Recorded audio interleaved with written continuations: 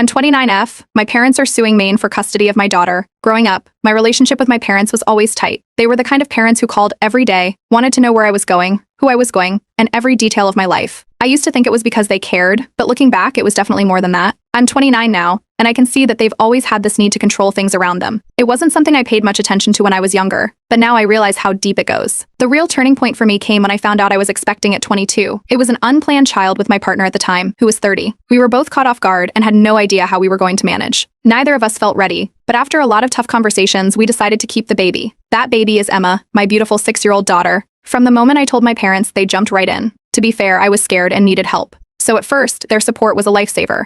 They helped me get set up with everything I needed for Emma, and my mom was always there, ready to lend a hand. But their involvement quickly shifted from being helpful to overbearing. They were always in our business, coming over unannounced, making decisions about Emma without even asking me, and treating my role as her mother like a secondary thought. When Emma was 3, her dad and I broke up. We had been struggling for a while and it just wasn't working. He stayed involved in her life, but it wasn't long before my parents started stepping in even more. They began picking Emma up from school without telling me, making her doctor's appointments, and even enrolling her in extracurricular activities without asking. I tried to brush it off at first, thinking it was just their way of helping out, but as time went on, it became clear that they were taking control. It didn't take long before I started noticing changes in how they were handling things. They were switching Emma's diet, putting her on some weird meal plan without telling me, and worst of all, they started disciplining her in ways I didn't agree with. I'd ask them to do things a certain way, and they'd completely ignore me. It felt like they didn't respect me as Emma's mother. The argument started soon after. Anytime I tried to assert myself, it turned into a fight. They'd act like I was overreacting, or they'd say they knew what was best for Emma because they had raised me just fine. It didn't matter how many times I told them to back off or respect my decisions, they just kept pushing back. Things escalated fast.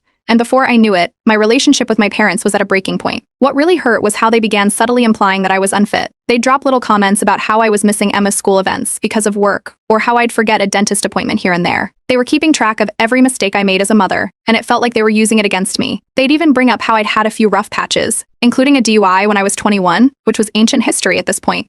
But they'd still throw it in my face. Looking back, the red flags were all there, but I ignored them. I didn't want to believe that my own parents were plotting against me. I thought they were just being protective, and that eventually things would calm down. I was wrong. About a year ago, everything exploded. Out of nowhere, I was served legal papers. My parents were filing for joint custody of Emma. Their reasoning? They claimed I was neglecting her and couldn't provide a stable environment. They brought up every little thing. My work schedule, the times I had to stay late, the fact that they'd been paying for a lot of Emma's stuff because I couldn't always afford it. At first, I was in shock. I mean, these were my parents. How could they do this?